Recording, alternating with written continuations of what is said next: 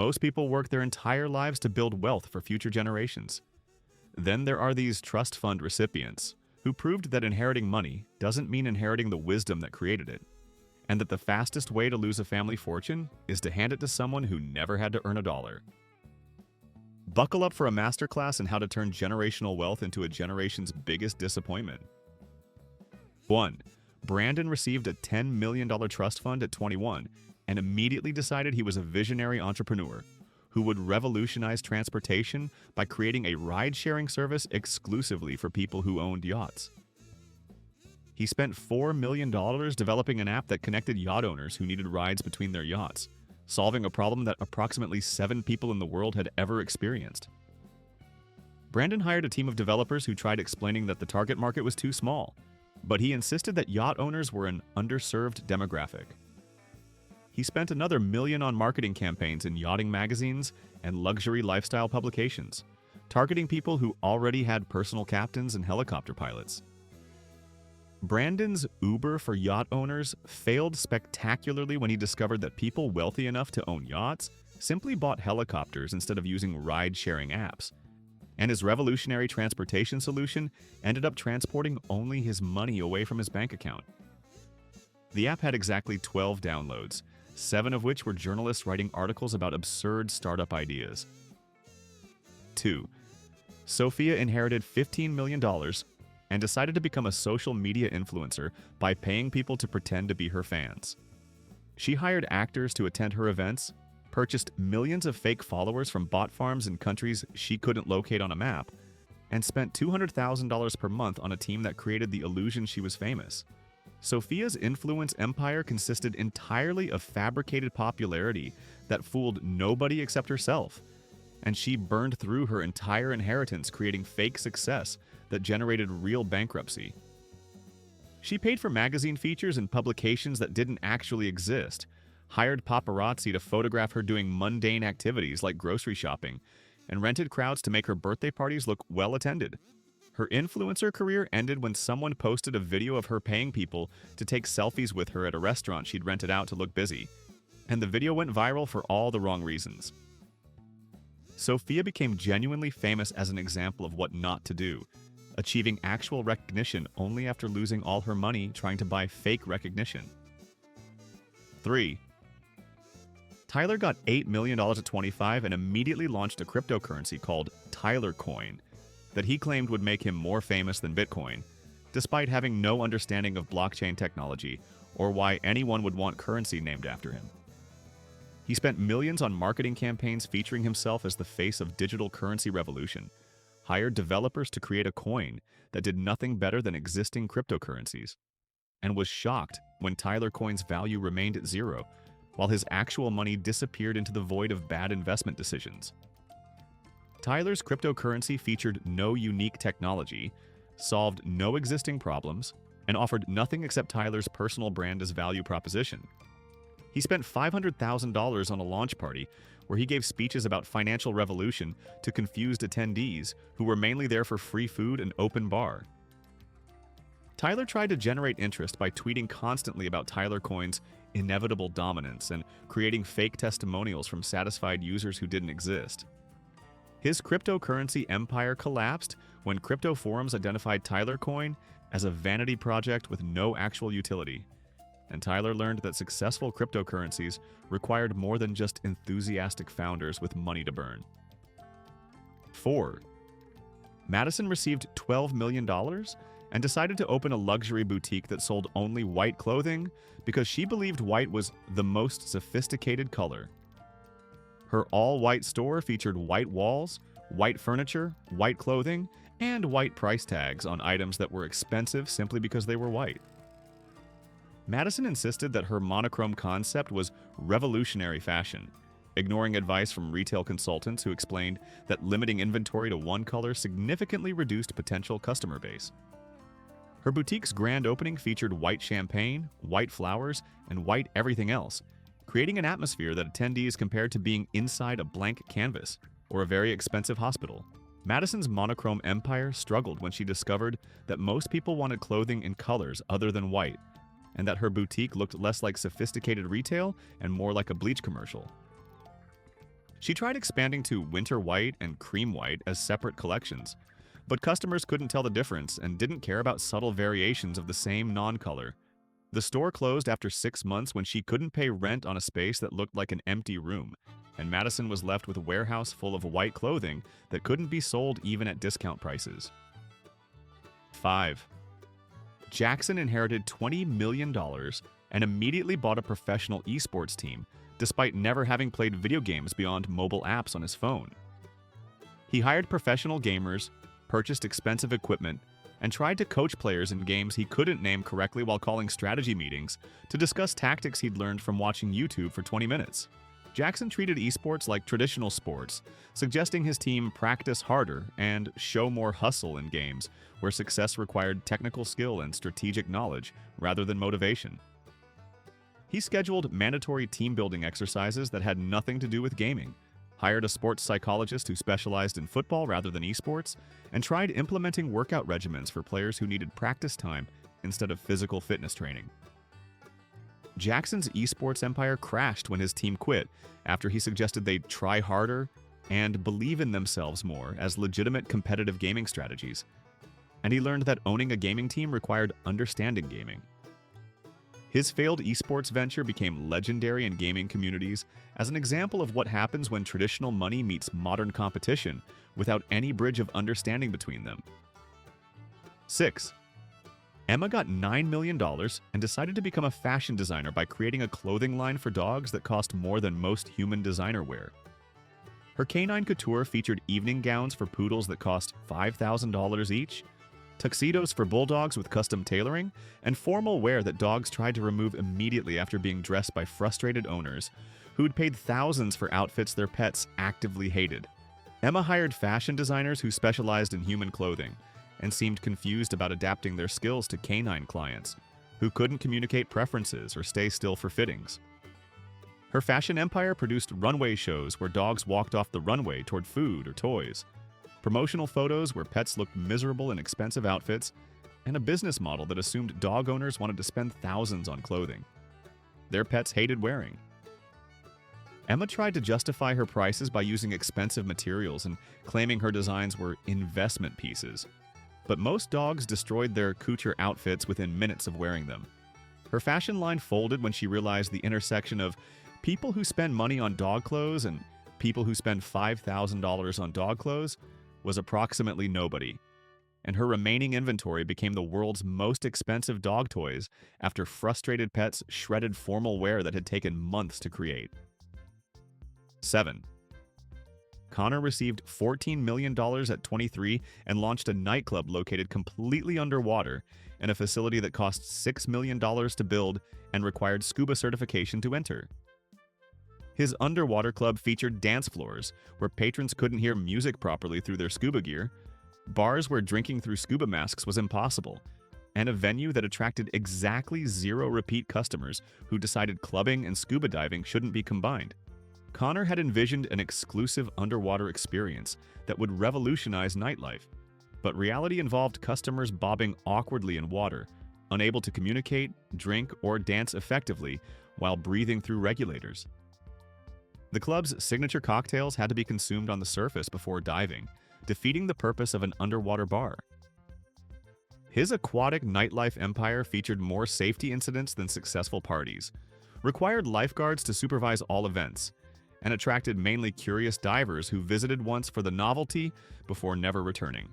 Connor's underwater club sank faster than his underwater facility, and he ended up with the world's most expensive fish tank that occasionally hosted confused divers wondering why there was a disco ball underwater and whether the sunken nightclub was intentional art or accidental failure.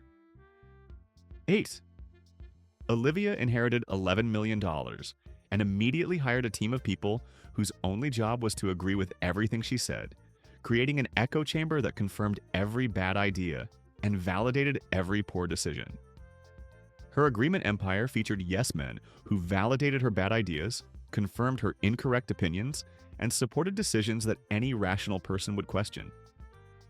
Olivia paid $50,000 per month for people to tell her she was right about everything, creating an echo chamber that cost more than most people's annual salaries.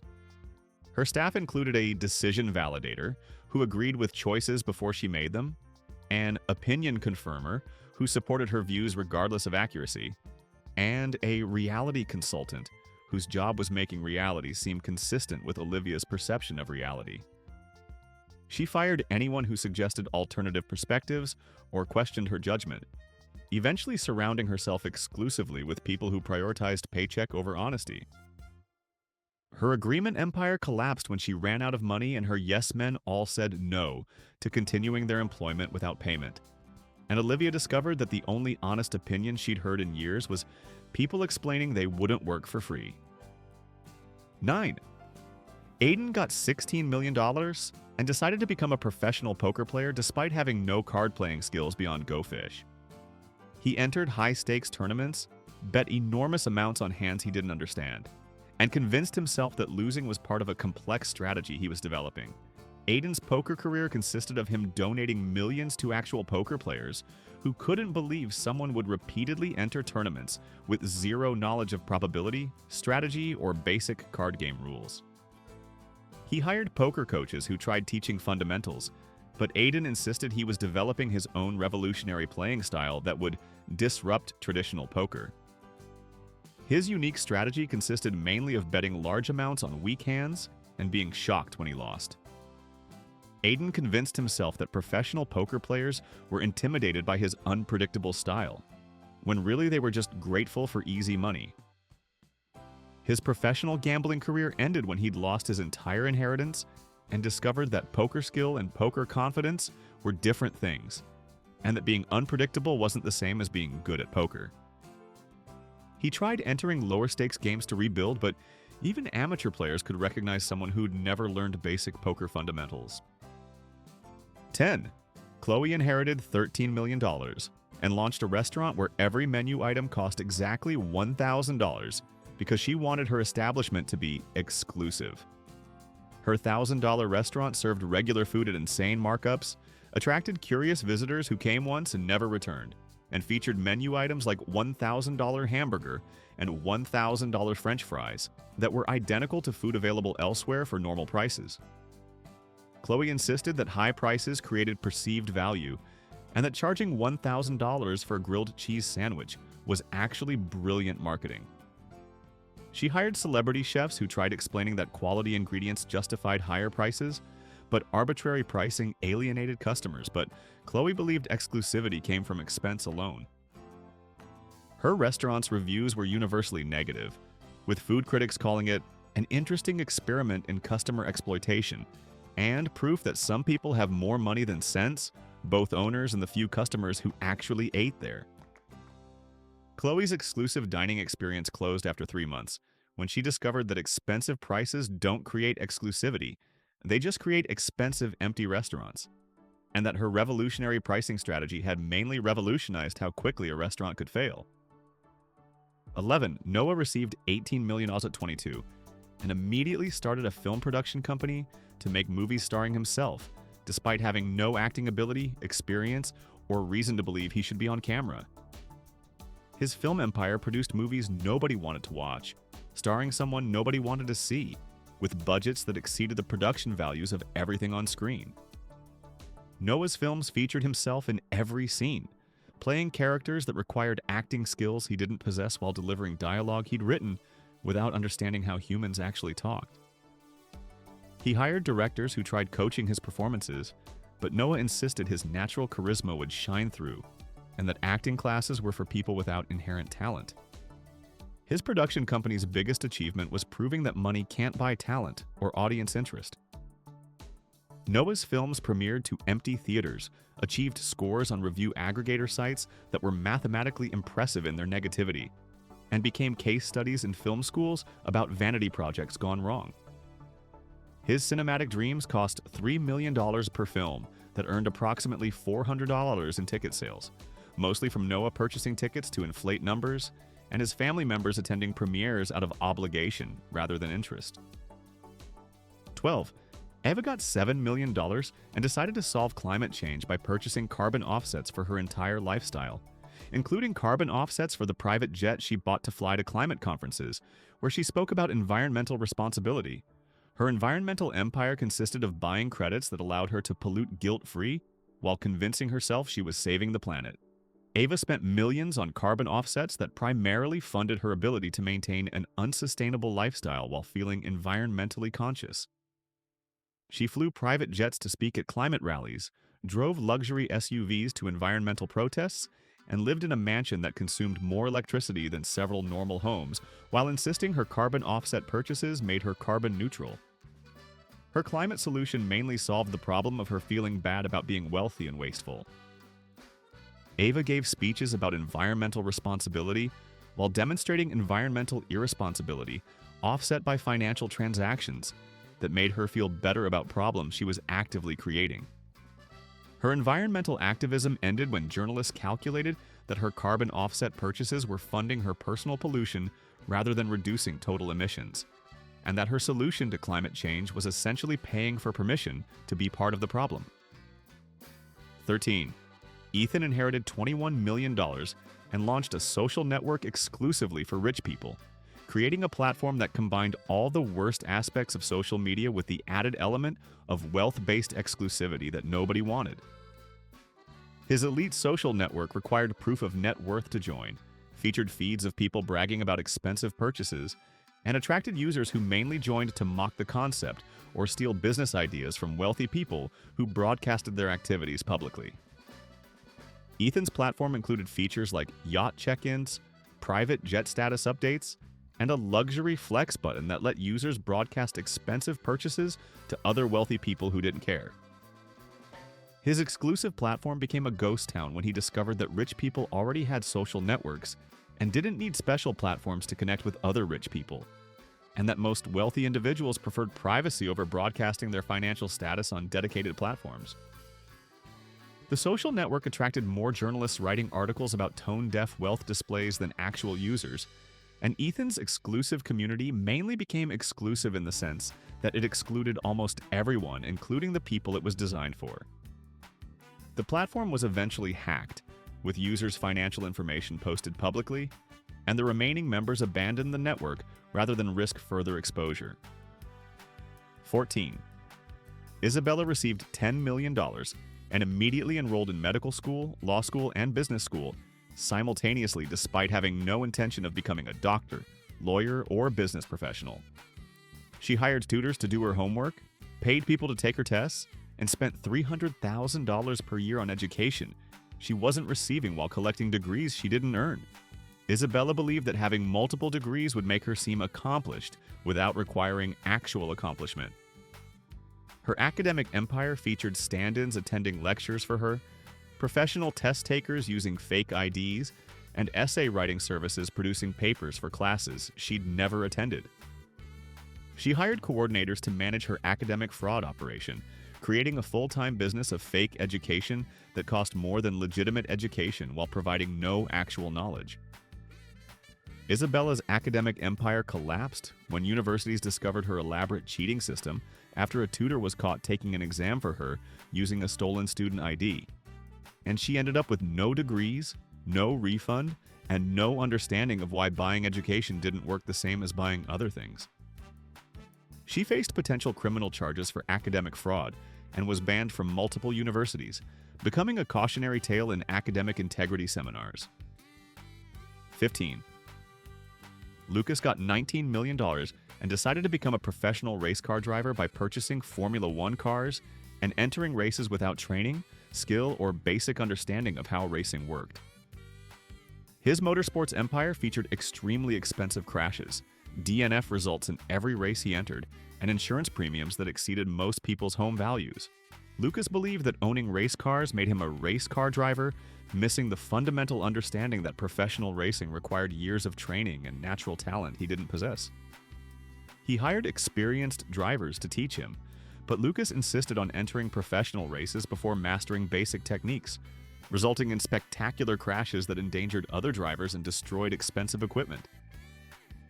His racing career featured incidents where safety crews had to extract him from wrecked vehicles, races where he was lapped multiple times before crashing out, and competitions where other drivers requested he be banned for safety reasons. Lucas's racing career ended when he'd crashed enough expensive cars that no insurance company would cover him, and no racing organization would allow him on tracks where he endangered actual drivers who knew how to race. His brief motorsports career caused more damage to expensive vehicles than most people would earn in lifetime, and his racing legacy consisted mainly of highlight reels showing how not to drive race cars. 16. Mia inherited $8 million and launched a perfume line featuring scents she'd created by mixing expensive perfumes together in her bathroom without any understanding of fragrance chemistry or composition. Her fragrance empire produced combinations that smelled like chemical warfare, bottles that cost more to package than to produce, and marketing campaigns that couldn't overcome the fundamental problem that her perfume smelled terrible. Mia hired perfume consultants who tried explaining that fragrance creation required understanding scent profiles and chemistry, but she insisted her natural nose was better than professional training. She spent millions on marketing campaigns featuring herself as a perfume visionary, created promotional materials that emphasized exclusivity over quality, and launched the fragrance line with a party where attendees tried to be polite about perfumes that smelled like accidents. Mia's scent empire stank in every possible way, and her fragrance line was discontinued when focus groups unanimously agreed her perfumes should never be applied to human skin. Several testers reported headaches, and one fragrance was described as, "What would happen if flowers died and came back as ghosts seeking revenge?" The entire product line was eventually disposed of as hazardous waste. 17. Ryan received $15 million at 24 and immediately started a venture capital firm to invest in startups despite having no business experience, investment knowledge, or ability to evaluate business proposals beyond whether the founders seemed nice. His investment empire funded every bad idea presented to him by people who realized Ryan was an easy mark with money to lose. Ryan's evaluation process consisted mainly of gut feelings, and whether pitch presentations included fancy graphics, ignoring basic business fundamentals like revenue models, market analysis, or competitive advantages. He invested in businesses like a restaurant for plants that served food to houseplants, a dating app for pets that matched animals based on their owners' social media profiles, and a cryptocurrency backed by wishes where users literally wished for value appreciation. Ryan's venture capital firm achieved a 100% failure rate by investing in businesses that professionals had rejected for obvious reasons, proving that having money to invest doesn't mean you should invest money. He hosted pitch meetings where entrepreneurs with terrible ideas competed to see who could extract the most funding from someone who couldn't evaluate business proposals effectively. His venture capital career ended when he'd invested his entire trust fund in companies that existed primarily to transfer his money to their founders' bank accounts. 18. Grace got $12 million and decided to become a professional musician by recording an album despite having no musical talent, training, or ability to carry a tune. She spent $2 million on production, hired famous producers who couldn't fix her inability to sing, and released an album that was universally panned by critics who struggled to find diplomatic ways to say it was unlistenable. Grace insisted that her unique vocal style was ahead of its time, and that critics simply didn't understand her artistic vision, when really her artistic vision was just being unable to sing on key. She hired vocal coaches who suggested she consider instruments instead of singing, but Grace was committed to being a vocalist despite lacking basic singing abilities. Her album featured auto-tuned vocals that still sounded off-key, lyrics she'd written without understanding poetry or rhythm, and production values that couldn't compensate for fundamental lack of musical talent. Grace's music career produced one album that sold 47 copies, mostly to family members being supportive. And her follow-up album was canceled when producers refused to work with her again, regardless of payment. She tried performing live shows that ended with audiences requesting refunds, and her musical legacy consisted mainly of being an example of how expensive production couldn't fix absence of talent. 19. Dylan inherited $17 million and launched a dating app where users could only match with people who met specific physical appearance requirements he determined were scientifically optimal based on his personal preferences. His dating empire featured an algorithm that reduced human attraction to measurements and ratios, offended everyone who used it, and was immediately criticized for promoting impossible beauty standards that Dylan had invented based on his personal preferences disguised as science. The app required users to submit detailed physical measurements, uploaded photos that were analyzed by AI looking for specific features, and rejected potential matches based on criteria like nose-to-face ratio and symmetry scores that Dylan had created without any scientific foundation. His dating app was universally condemned for promoting lookism, faced immediate backlash on social media, and was removed from app stores within weeks for violating content policies about discrimination. Dylan's dating empire ended before it could match a single successful couple, though it did succeed in matching Dylan with significant criticism from people pointing out that his scientifically optimal standards were just his personal biases with math attached. The app became a case study in how not to design dating platforms and how personal preferences shouldn't masquerade as objective science. 20. Harper received $9 million and decided to become a life coach for other rich people despite having no life experience beyond being rich and no qualifications beyond inheriting money. Her coaching empire featured advice from someone whose main achievement was being born wealthy, telling other wealthy people how to handle problems she'd never faced while charging premium prices for insights she didn't possess. Harper's coaching sessions consisted mainly of her suggesting rich people should just buy their way out of problems or hire someone to handle it. Advice that worked for her because she had inherited money but wasn't applicable to people who'd earned wealth and understood it differently. She created programs with names like Wealth Mindset Mastery and Affluent Living Excellence that taught nothing beyond maintaining wealthy lifestyles that her clients already knew how to maintain. Harper's coaching business attracted exactly 3 clients who all requested refunds after realizing her life advice consisted mainly of suggestions to just buy your way out of problems and personal anecdotes about being rich that weren't transferable wisdom. Her coaching empire ended when online reviews exposed that her main qualification was inheriting money, and that her coaching added no value beyond expensive conversations about being wealthy with someone who'd never not been wealthy. 21. Caleb got $14 million and immediately purchased a professional sports team in a sport he'd invented himself that nobody else played or understood. His sports empire featured teams competing in games with rules that changed weekly based on Caleb's whims, tournaments that attracted no spectators beyond confused friends wondering what they were watching, and a sport that existed primarily in Caleb's imagination and failed to translate to reality in coherent ways. His invented sport combined elements of basketball, hockey, and chess in ways that made no logical sense, featured scoring systems that participants couldn't follow, and required equipment that didn't exist and had to be custom manufactured at enormous expense.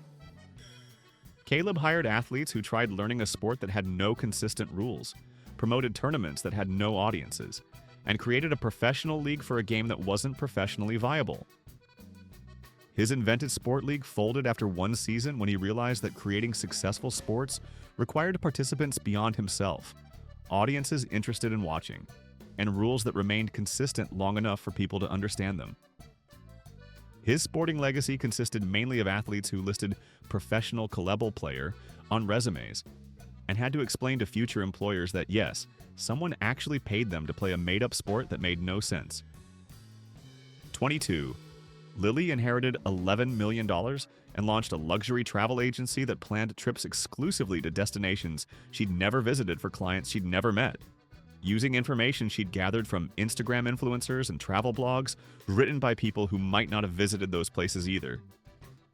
Her travel empire featured vacation packages designed by someone with no travel experience, recommendations for hotels she'd found on Instagram based on aesthetic appeal rather than service quality, and itineraries that were physically impossible to complete in the time allotted because she didn't understand travel times, time zones, or basic geography. Lily's travel planning included scheduling activities that were hours apart by car as if they were walking distance, booking accommodations in areas that were dangerous or inaccessible, and creating vacation packages that promised experiences at destinations that were closed or didn't exist. Her luxury travel agency sent clients to hotels that looked beautiful in photos, but had terrible reviews, planned trips that required clients to be in multiple locations simultaneously, and created itineraries that worked only if physics and geography were optional.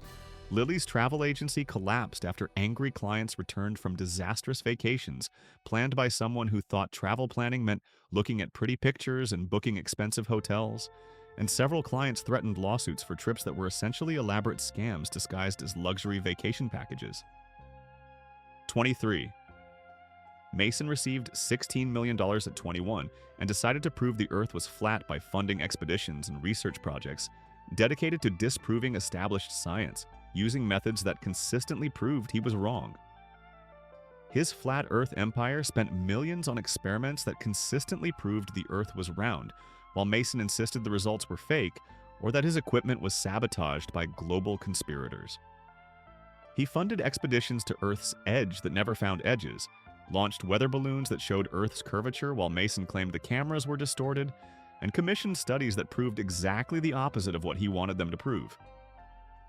Mason's scientific rebellion cost his entire inheritance while producing zero evidence for his theory and substantial evidence that people with money to fund research should probably understand research before funding it. He became a prominent figure in flat Earth communities, speaking at conferences where his funding made him credible, despite his complete lack of scientific success. His flat Earth crusade ended when he'd spent everything on research that proved Earth was round, and even fellow flat earthers began questioning whether Mason was actually trying to prove them wrong with all his expensive experiments that confirmed standard science. 24. Zoe got $13 million and immediately hired a personal staff larger than most small businesses, including people whose jobs were so specific they only worked minutes per day but were paid full-time salaries because Zoe believed having large staff proved success. Her employment empire featured a person who only tied her shoes and literally had no other responsibilities, someone whose sole job was arranging her sunglasses in aesthetically pleasing displays, and staff members whose positions existed primarily to justify other staff members who managed them. Zoe employed a shoe tier, a sunglasses curator, a napkin folder, a doorknob polisher, and various other positions that made no economic sense but made her feel important. She created org charts for her personal staff that looked like corporate hierarchies, held staff meetings to discuss her daily routines, and paid salaries that exceeded what most professionals earned for jobs that involved essentially nothing. Zoe's personal employee army cost $100,000 per month and created more problems than they solved, mainly because managing people who did nothing required more effort than doing the nothing they were hired to do. Her employment empire collapsed when she ran out of money to pay staff who'd never had real responsibilities and couldn't find employment elsewhere because their resumes listed jobs like professional shoe tier and sunglasses arrangement specialist. 25. Liam inherited $20 million and launched a cryptocurrency mining operation in his apartment building, installing equipment that overloaded electrical systems, generated enough heat to evacuate neighboring units, and violated approximately every building code and tenant agreement ever written. His mining empire filled his apartment with expensive computers that consumed more electricity than the building's systems could provide, produced heat that melted parts of his apartment's interior, and created noise that made his unit and surrounding apartments uninhabitable. Liam's mining operation triggered fire alarms, caused power outages throughout the building, and generated complaints from every neighbor who could smell burning electronics and hear industrial-level fan noise through walls.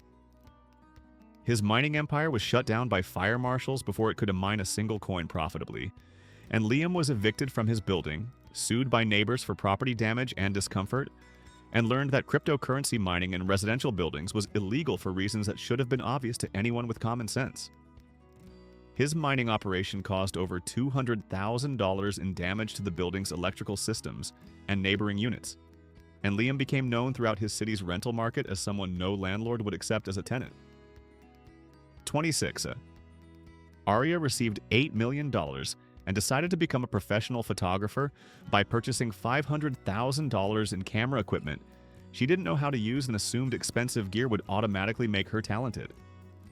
Her photography empire featured extremely expensive gear operated by someone who shot in automatic mode because she didn't understand manual settings, studio space filled with equipment that never left its boxes because she couldn't figure out how to set it up, and a portfolio that proved expensive cameras don't compensate for lack of photographic skill. Aria bought every professional camera body, lens, and lighting system available, creating a studio that looked impressive but produced photographs that looked like expensive mistakes. She hired photography instructors who tried explaining concepts like composition, lighting, and exposure.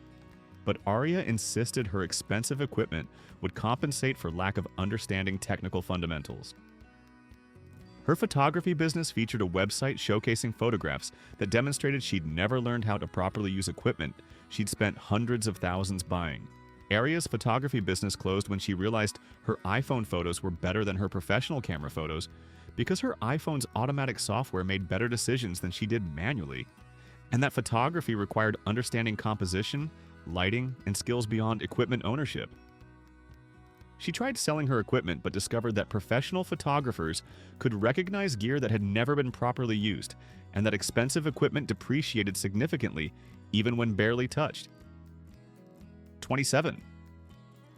Wyatt got $18 million immediately started a hedge fund, despite having no financial training, investment experience, or basic understanding of how stock markets functioned, beyond watching finance movies and assuming he could replicate what he'd seen.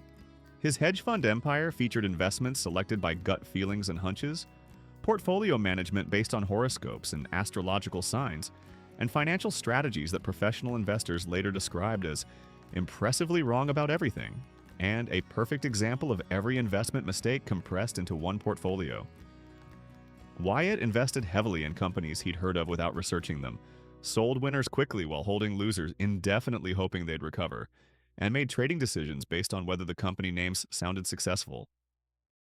He charged management fees to clients who were mainly relatives who trusted him because he was family, and he provided quarterly reports that showed losses but predicted eventual success based on his gut feelings.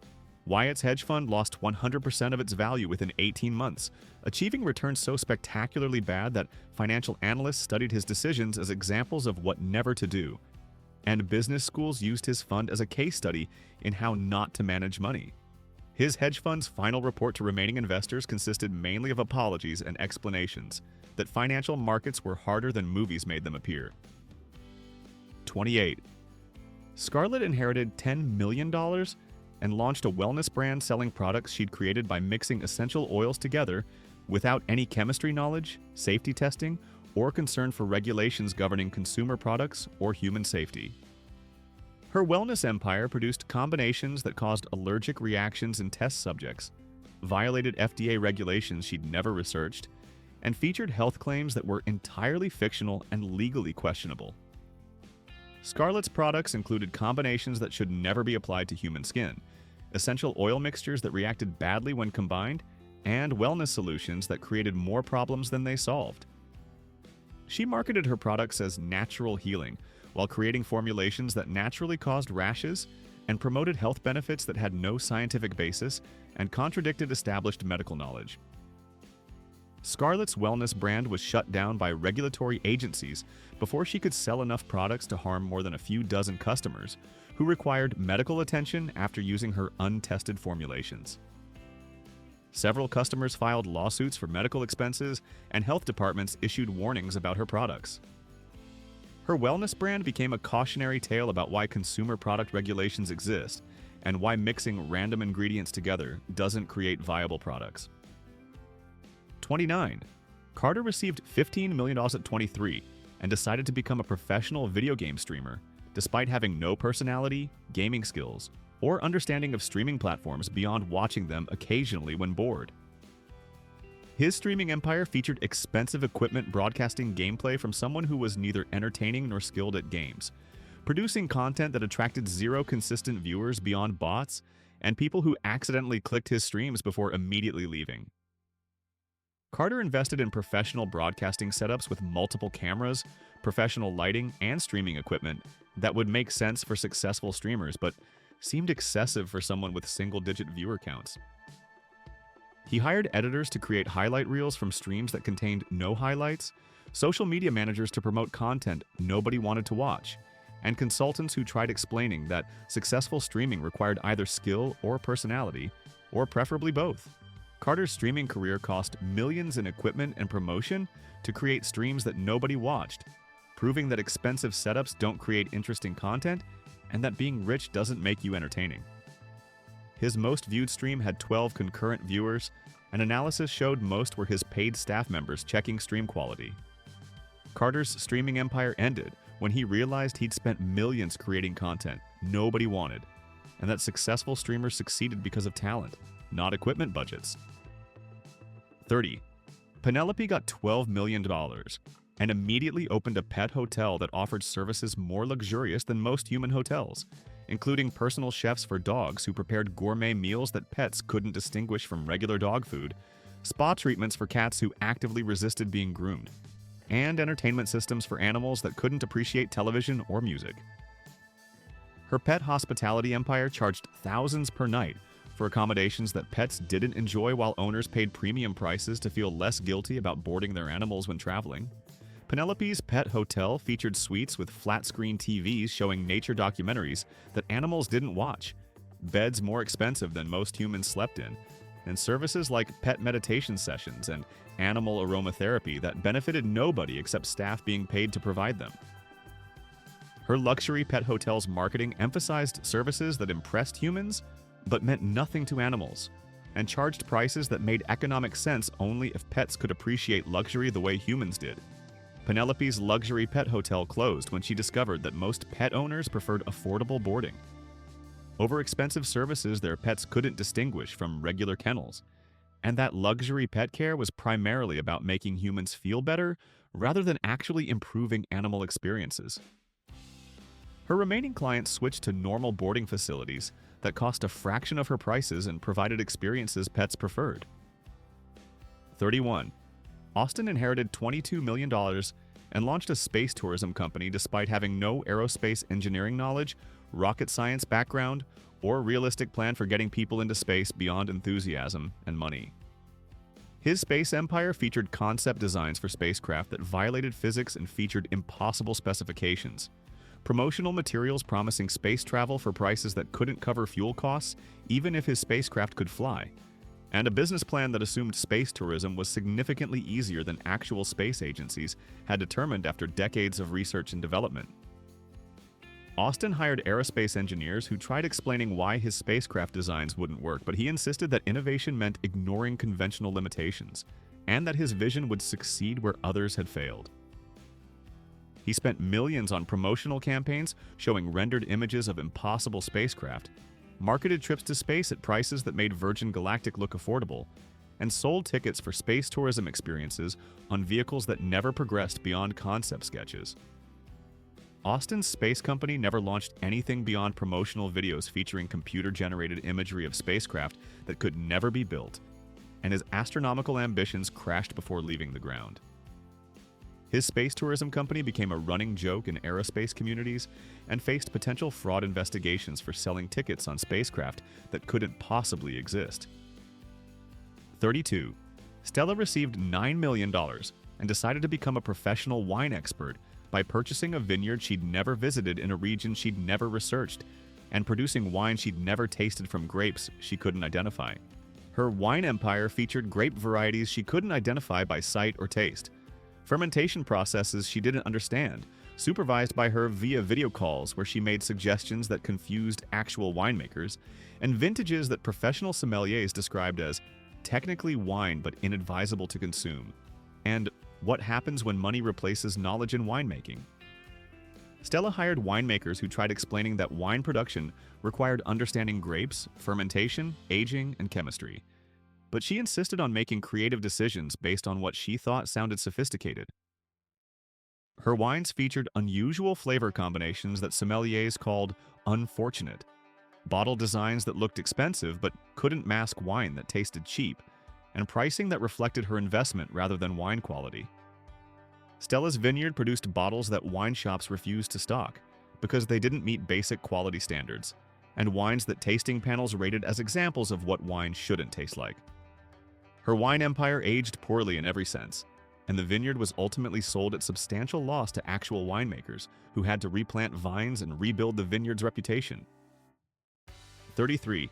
Grayson got $14 million and immediately started a professional gaming league for a game that didn't exist yet, assuming developers would create games around his league concept if he built the infrastructure first. His gaming empire featured tournaments for imaginary games, Players recruited to compete in competitions that couldn't happen because the games hadn't been developed. Sponsorship deals for events that would never occur because they required games that didn't exist. Grayson built arenas for esports competitions, hired shoutcasters to commentate on games that weren't playable, and created league structures for competitions that couldn't be held.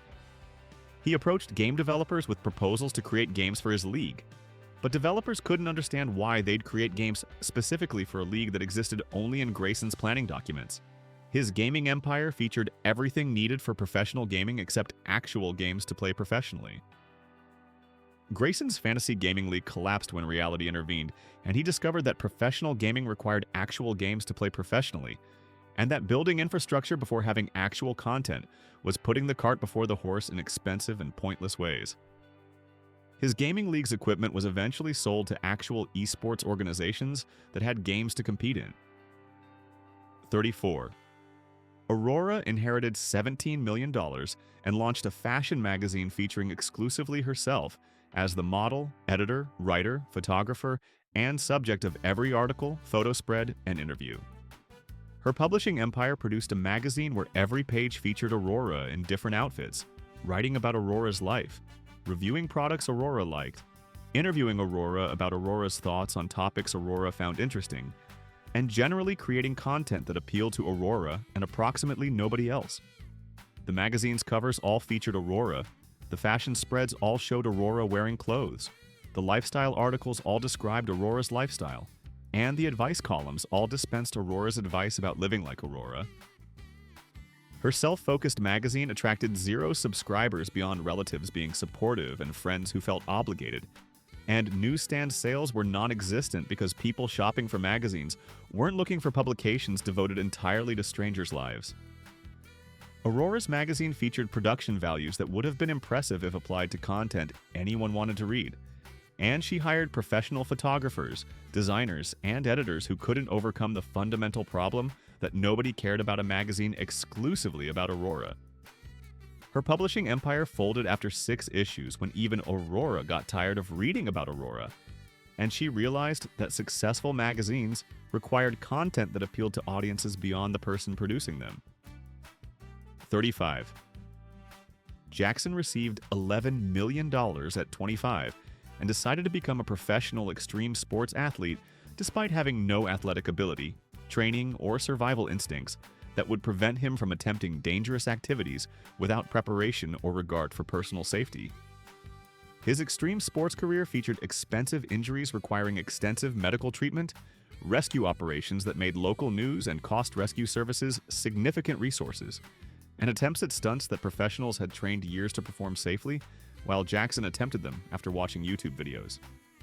He tried base jumping without proper training, attempted extreme skiing on slopes beyond his ability, and engaged in dangerous activities that resulted in broken bones, hospital stays, and interventions from emergency services who became familiar with his name. Jackson's athletic empire ended when his insurance company refused further coverage after multiple expensive claims for extreme sports injuries. And medical professionals suggested he try less extreme sports, like sitting down or possibly activities that didn't regularly require emergency medical intervention. His extreme sports career cost more in medical bills and rescue operations than most extreme sports athletes earn in prize money. And he became known in extreme sports communities as an example of what happens when money funds dangerous activities that common sense should prevent. 36. Hazel got $19 million and immediately purchased a professional orchestra despite having no musical background, classical music knowledge, or ability to distinguish good performances from bad ones, or even different pieces from each other. Her orchestra empire featured musicians playing for an audience of one who couldn't tell when they were playing correctly, or whether performances met professional standards, concerts that lost money because Hazel gave away free tickets to fill seats and make the orchestra seem popular, and a classical music organization run by someone who preferred pop music and didn't understand why orchestral performances required rehearsal. Hazel hired professional musicians who were qualified for better orchestras, but accepted positions because she paid well, then frustrated them by requesting changes to classical pieces because she thought they'd sound better different. She scheduled concerts without understanding logistics, programmed performances without considering whether pieces worked together, and managed the orchestra like someone who'd never attended classical concerts, trying to create classical concerts. Hazel's orchestra performed its final concert when she ran out of money to pay musicians who deserved better employment, and her orchestra's legacy consisted mainly of frustrated professional musicians who'd endured years of mismanagement because the money was good, even if the leadership was terrible. 37. Beckett inherited $8 million and launched a luxury car service featuring vehicles too expensive for practical transportation and too impractical for luxury service beyond showing off expensive cars. His transportation empire included supercars that couldn't navigate normal roads without bottoming out on speed bumps, luxury vehicles with maintenance costs exceeding revenue from rentals, and a fleet of expensive cars that spent more time being repaired than being driven by customers who rented them. Beckett's car service featured vehicles that were impressive to look at, but terrible for actual transportation, required specialized insurance that made rentals unaffordable for most potential customers, and attracted clients who either couldn't afford them or damaged them because they couldn't handle high-performance vehicles. His luxury car fleet was expensive to maintain, expensive to insure, expensive to repair, and generated less revenue than it cost to operate. Beckett's car service went broke providing transportation that cost more to operate than customers paid to use, proving that expensive vehicles don't automatically create profitable businesses and that luxury transportation required more than just expensive cars. His remaining vehicles were sold at losses because they'd accumulated damage from inexperienced drivers and depreciated significantly. 38. Luna received $16 million and decided to become a professional chef by opening 5 restaurants simultaneously, despite never having cooked professionally, worked in food service beyond ordering takeout, or understanding basic restaurant operations. Her restaurant empire featured kitchens run by someone who couldn't manage one restaurant attempting to manage 5, menus designed by someone who didn't understand food costs or profit margins, and establishments that collectively lost money faster than they could serve meals to disappointed customers. Luna hired experienced chefs who tried explaining restaurant management, but she insisted on making final decisions about everything, despite lacking knowledge to make informed choices. Her restaurants featured conflicting concepts, inconsistent quality across locations, and management chaos that resulted from trying to oversee multiple failing businesses simultaneously. She scheduled overlapping commitments that made it impossible to be present at any restaurant when needed, made purchasing decisions that resulted in food waste, and created operational systems that confused staff more than they helped. Luna's restaurant group closed within 8 months when she discovered that restaurant management required understanding restaurants, and that opening multiple failures simultaneously was worse than opening one failure at a time. And her restaurant empire's main accomplishment was proving that multiplication made failure worse rather than success greater. 39. Colton got $13 million and immediately started a professional hide-and-seek league for adults, convinced that childhood games could become profitable sports with proper funding, marketing, and his personal enthusiasm. His hide-and-seek empire featured tournaments where adults hid from each other for prize money in events that took hours and weren't entertaining to watch. Sponsors who couldn't understand the appeal or figure out how to market products to hide-and-seek audiences, and broadcasting deals with streaming services that canceled after realizing watching people hide wasn't entertaining and that finding them wasn't suspenseful enough to maintain viewer interest. Colton created elaborate hiding venues, hired referees to ensure fair hiding and seeking, and established rules for competitive hiding that participants struggled to take seriously. His professional hiding league attracted curious initial participants who came for prize money, but didn't return after discovering professional hide-and-seek was mostly boring waiting.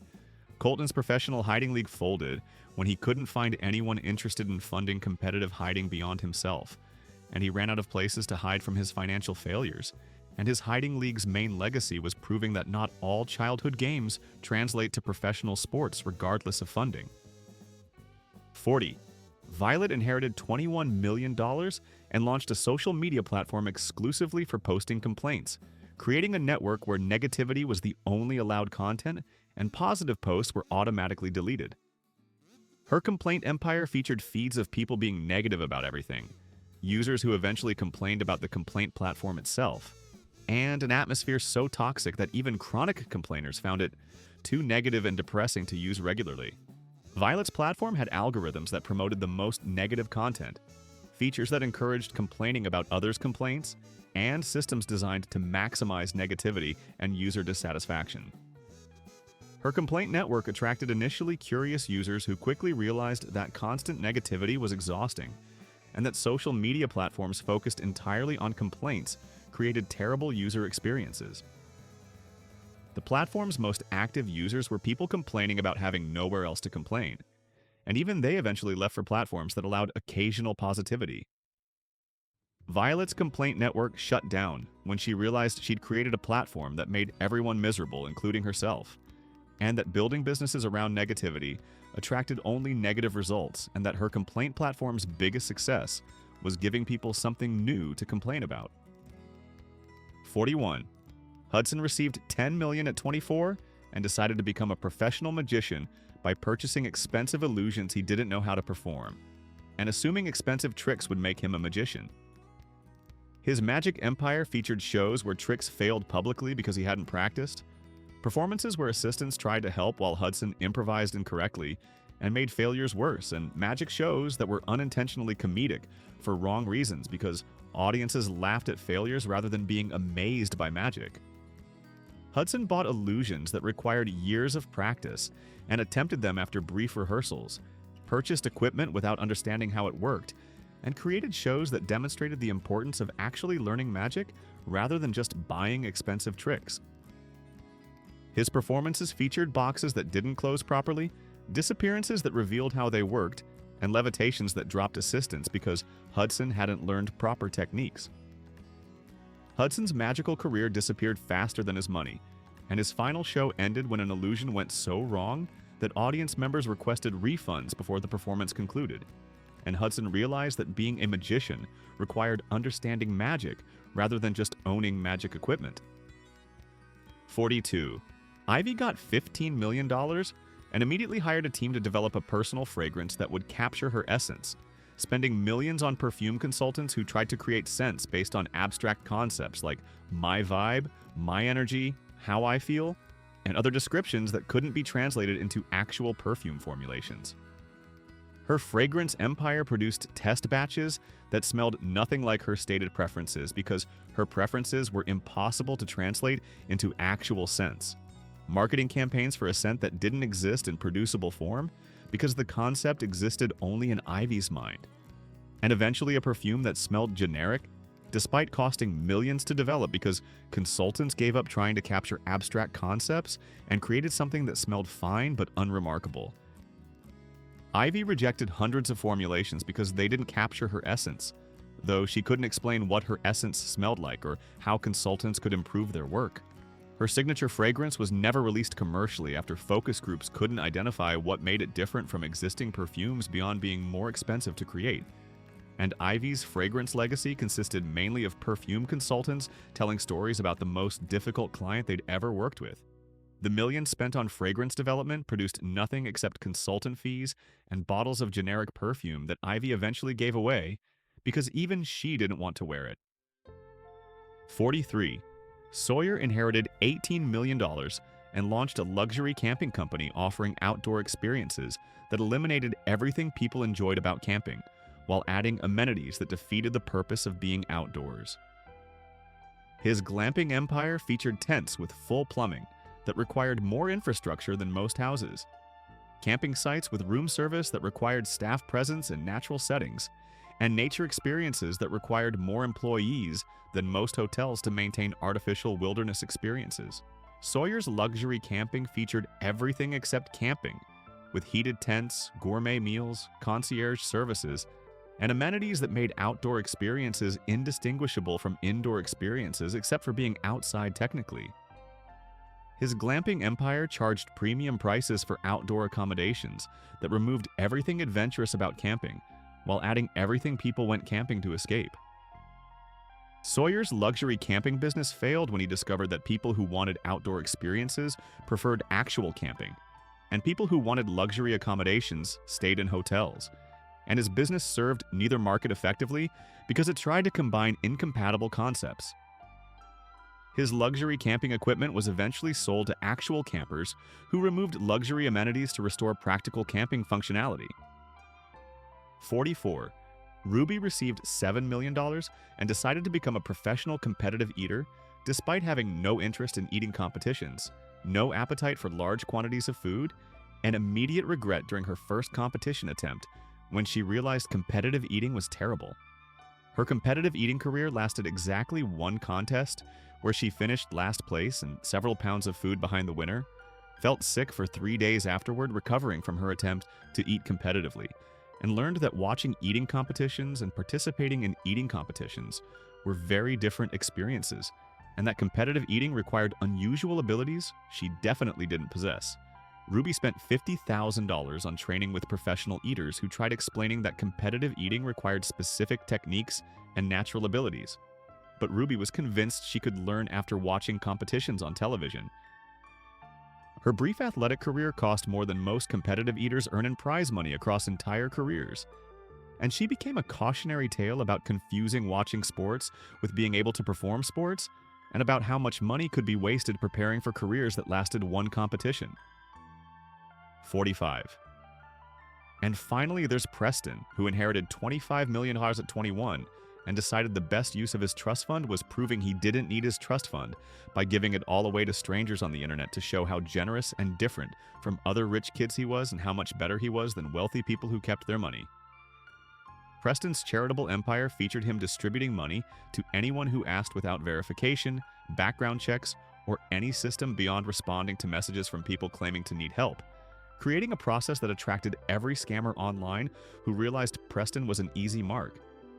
His generosity tour attracted professional scammers who created elaborate sob stories to separate Preston from his inheritance, fake charity cases that were actually funding scammers' lifestyles, and people who developed multiple false identities to receive multiple payments from someone who wasn't tracking recipients.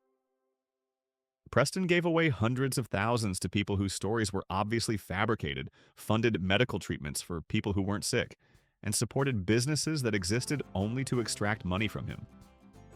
His trust fund vanished into the accounts of people who were better at keeping money than he was. And Preston's generous distribution of wealth mainly proved that scammers were more financially savvy than trust fund kids, trying to prove they were different from other trust fund kids. When his money was gone, Preston discovered that being generous without being smart just meant he'd efficiently transferred his family's wealth to people who were better at keeping money than he was. His trust fund transformation from generational wealth to internet giveaway became a viral cautionary tale about how good intentions, without financial planning, just meant going broke with a smile, and about how being different from other rich kids by giving everything away still resulted in being broke like people who'd wasted their trust funds, just with more self-satisfaction about the method of loss. Here's the brutal truth about trust fund kids. Most of them prove that inheriting money and understanding money are completely different inheritances. These people discovered that generational wealth requires generational wisdom, and that the fastest way to lose a family fortune is to confuse being born rich with knowing how to stay rich. The real trust fund was the financial literacy they never inherited along the way. Turns out being handed millions doesn't come with instructions, and most of these trust fund recipients proved that money without wisdom is just expensive confusion waiting to become cheap lessons. Want to know the secret to maintaining inherited wealth? Learn what money means before you get it, understand that wealth requires responsibility beyond spending, and maybe take a finance class or two before receiving millions. But if you inherit fortunes without preparation, maybe don't take financial advice from people who turned family legacies into cautionary tales and generational wealth into generation-ending failures.